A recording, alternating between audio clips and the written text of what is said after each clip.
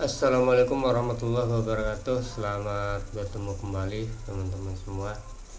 Pada kesempatan kali ini kita akan membahas tentang konsep dari perilaku organisasi atau organisasional behavior. Nah, perilaku itu apa sih? Yang namanya perilaku itu adalah semua yang dilakukan seseorang itu adalah perilaku. Perilaku ini merupakan reaksi atau respon individu yang wujudnya apa?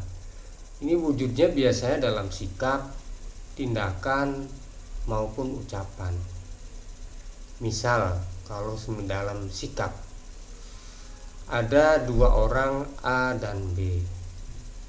Sikap si A, katakan dia melakukan tindakan terhadap B melempar bola, maka si B akan melakukan reaksi atau respon. Nah, itu sikap ya. Tindakan itu tindakan tadi itu ya, melakukan tindakan apa, maupun ucapan. Kalau si A mengucapkan sesuatu terhadap si B, maka si B akan merespon atau bereaksi ucapan, memberikan reaksi terhadap ucapan si A. Itu merupakan perilaku ya. Nah, oleh karena itu perilaku ini merupakan akibat, atau kalau kita fungsikan ini sebagai variabel yang tergantung, variabel Y-nya ini. Nah, perilaku ini diarahkan oleh tujuan. Seseorang berperilaku itu mempunyai tujuan tertentu. Perilaku juga dapat dimotivasi dan didorong. Dia dimotivasi oleh apa, melakukan perilaku apa. Perilaku juga dapat diamati dan diukur. Jadi perilaku ini bisa diamati dan diukur. Oleh karena itu kalau kita buat sebuah fungsi, maka perilaku itu adalah P sama dengan fungsi dari bla bla bla bla. Nah, begitu ya. Itu adalah konsep perilaku ya. Nah, dalam kaitannya dengan organisasi, yang namanya perilaku organisasi atau organisasional behavior itu apa? Perilaku organisasi ini adalah bidang ilmu yang mempelajari interaksi manusia dalam organisasi. Jadi manusia bagaimana berinteraksi dalam organisasi dan dampaknya pada kinerja organisasi. Jadi interaksi manusia dalam organisasi itu selalu ditujukan pada kinerja organisasi, gitu ya. Individu melakukan sikap, tindakan, melakukan ucapan itu harus punya dampak pada kinerja organisasi, ya. Jadi perilaku organisasi atau organisasional behavior ini adalah bidang studi yang mengkaji dampak perorangan, kelompok, dan struktur pada perilaku dalam organisasi untuk memperbaiki keefektifan organisasi. Jadi ingat sekali lagi ya, perilaku individu, perilaku kelompok itu dalam organisasi selalu ditujukan pada kinerja ya, selalu ditujukan pada kinerja. Itu perilaku organisasi ya. Jadi yang namanya perilaku organisasi ini suatu kajian tentang bagaimana mengelola manusia, mengelola manusia dengan segala karakternya sehingga dapat berkembang dan berhasil dalam pekerjaan mereka. Kita ketahui ya bahwa karakter setiap orang itu berbeda. Nah, bagaimana dalam kelompok, dalam organisasi itu ya, segala karakter, semua karakter ini dapat berkembang dan berhasil dalam pekerjaan mereka, sehingga nanti akan memberikan dampak, sekali lagi ya, ujung-ujungnya memberikan dampak pada kinerja organisasi. Apa yang dapat dikembangkan dalam organisasi? Nanti bisa dikembangkan kualitas kerja, produktivitasnya ya, keterampilan, loyalitas dari karyawan dan sebagainya ya. Itu yang bisa dikembangkan dalam organisasi. organisasi. Nah, siapa saja yang membutuhkan perilaku organisasi dalam perusahaan? Semua tingkatan manajer yaitu membutuhkan ilmu perilaku organisasi, manajer SDM, manajer pemasaran, manajer produksi, apalagi supervisor, manajer keuangan sampai top manajer juga ini membutuhkan ilmu perilaku organisasi. Jadi semua bidang fungsional manajemen dalam organisasi, baik itu nanti bidang SDM, pemasaran, produksi, keuangan, sampai supervisor, sampai top manager, ini semua membutuhkan ilmu perilaku organisasi. Untuk apa? Untuk memahami, memprediksi, dan mengelola perilaku manusia dalam organisasi. Jadi perilaku individu ya, yang terkumpul dalam kelompok, dalam organisasi itu harus dikelola, ya, harus dikelola untuk tujuan apa? Tujuan memberikan kinerja kepada organisasi. Nah, bagaimana sekarang hubungan perilaku organisasi dengan berbagai disiplin ilmu yang terkait? Ya, kalau secara teori ini secara horizontal, ya, secara teori, secara praktek ini. Kalau vertikal ini secara makro, secara mikro. Secara teori horizontal ini yang namanya teori organisasi, ya, kemudian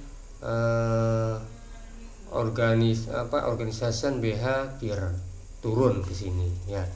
Kalau dalam praktek organization development, pengembangan organisasi dengan human resource management, dengan sumber daya manusia. Ini levelnya makro, ya, OTOD. Ini levelnya mikro, ya, dari vertikal ke horizontal atau dari atas ke bawah atau dari bawah bottom ke up, ini begini, ya. Ini hubungan antara perilaku organisasi dengan berbagai disiplin ilmu yang terkait, gitu ya. Nah, tingkat analisis perilaku organisasi sendiri kalau digambarkan dalam sebuah lingkaran, ya, ini yang paling luar kali ini adalah faktor lingkungan.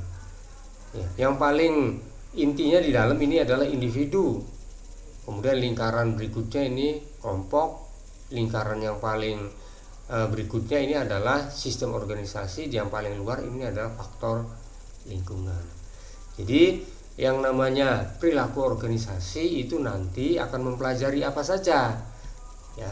Perilaku organisasi itu akan mempelajari individu, kelompok, dan organisasi sendiri, sistem organisasinya nanti, ya. Ini yang akan dipelajari dalam perilaku organisasi, seperti itu, ya. Nah, tujuannya apa? Tujuan kita mempelajari perilaku organisasi itu untuk apa? Untuk memahami perilaku, ya, perilaku individu, perilaku seseorang itu dalam organisasi. Bisa juga nanti untuk memprediksi atau meramalkan kejadian-kejadian dalam organisasi. Itu bisa kita mempelajari perilaku organisasi itu. Kemudian berikutnya sudah pasti ini mengendalikan perilaku, ya. Jadi perilaku individu, perilaku kelompok dalam organisasi itu harus dikendalikan. Jangan sampai mereka berperilaku tidak bisa dikendalikan. Tetap harus dikendalikan. Ya, bisa dikendalikannya dengan apa? Dengan sistem kerja atau dengan tata tertib, ya. Itu dikendalikan semua perilaku itu. Ya. Nah, sekali lagi, jadi yang namanya perilaku organisasi, nah, kalau ini ya tadi mempelajari individu, kelompok, dan organisasi. Di breakdown lagi nanti proses individu itu apa saja, kelompok apa saja, organisasi apa saja. Jadi kalau kita ringkas nanti akan seperti ini, teman-teman, ya. Nah, dalam individu yang kita pelajari itu apa proses individu itu? Yang pertama itu adalah karakteristik biografis. Karakteristik biografis itu apa? Bisa dari jenis kelamin, kemudian usia, pengalaman kerja, itu karakteristik biografis, ya. Jenis kelamin, laki-laki, perempuan, barangkali ada bidang pekerjaan tertentu yang membutuhkan hanya jenis kelaminnya pria, atau bidang pekerjaan tertentu perempuan atau wanita ya, itu bisa. Kemudian pengalaman kerja juga itu akan berpengaruh sekali nanti terhadap kinerja pekerjaan, yang selanjutnya akan berpengaruh pada kinerja organisasi. Yaitu contoh dari karakteristik biografis ya. Kemudian apalagi yang dipelajari dari sisi individu, dari perspektif individu ini bisa kepuasan kerja. Kepuasan kerja ini hanya dirasakan oleh individu ya. Jadi yang kedua ini yang dipelajari ini adalah kepuasan kerja. Kemudian yang ketiga dari proses individu itu apa? Komitmen. Ya, komitmen individu terhadap organisasi. Itu komitmen juga dalam diri seseorang, dalam diri individu. Motivasi kerja juga. Itu motivasi kerja itu dalam diri individu. Kita juga akan mempelajari nanti. Nah, yang berikutnya yang dipelajari dalam individu ini adalah stres kerja. Stres kerja ini dirasakan oleh individu. Ya. Nah, ini adalah materi-materi yang akan dipelajari dari proses individu atau dari faktor individu. Berikutnya kalau proses kelompok atau faktor kelompok, apa saja yang dipelajari? Yang dipelajari ini adalah kelompok, tim kerja, dan kohesivitas. Ya, namanya juga proses kelompok. Belajarnya tentang kelompok nanti. Apa itu kelompok? Ya, kelompok itu bisa membentuk tim kerja. Tim kerja nanti akan terbentuk kohesivitas kerja, kohesif. Ya, kohesif itu apa? Kebersamaan, seperti itu ya. Kemudian di kelompok ini akan dipelajari apa saja. Sudah pasti di kelompok itu ada seorang pemimpin, ada leadernya. Maka kita akan mempelajari nanti kepemimpinan, gitu ya. Nah, di kelompok juga mempelajari apa? Konflik. Itu sudah pasti itu kalau kita ketemu dua orang atau lebih berkumpul itu mesti ada konflik. Ada perbedaan pendapat, itu namanya konflik. Ini akan dipelajari dalam proses kelompok atau dari kelompok. Ya, konsep kelompok. Berikutnya dari sisi organisasi sendiri itu sistemnya biasanya yang dipelajari, proses organisasi itu ya. Yang dipelajari apa saja? Yang pertama ini desain dan struktur organisasi. Kemudian karakteristik pekerjaan, pembelajaran organisasi, dan yang terakhir ini adalah budaya organisasi. Nah, ini adalah 12 materi yang akan dibahas biasanya ini yang dibahas dalam perilaku organisasi itu ya. Nah, baik.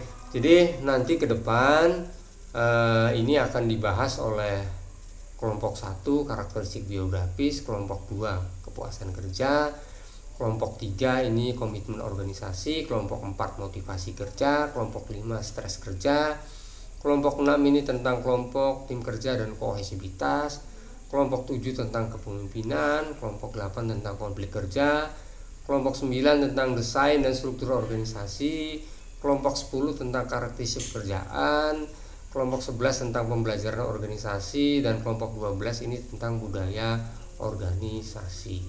Semua ini yang dipelajari dalam perilaku organisasi. Baik, itu ya teman-teman semua. Jadi kita sudah tahu apa itu perilaku organisasi. Kemudian kita juga mengetahui apa yang dipelajari oleh dalam perilaku organisasi. Jadi dalam perilaku organisasi sekali lagi itu dipelajari 3 hal: individu, kelompok, dan organisasi. Baik, saya kira itu yang bisa saya sampaikan. Yang mudah-mudahan apa yang saya sampaikan bisa bermanfaat bagi kita semua. Saya akhiri, billahi taufiq wal hidayah. Assalamualaikum warahmatullahi wabarakatuh.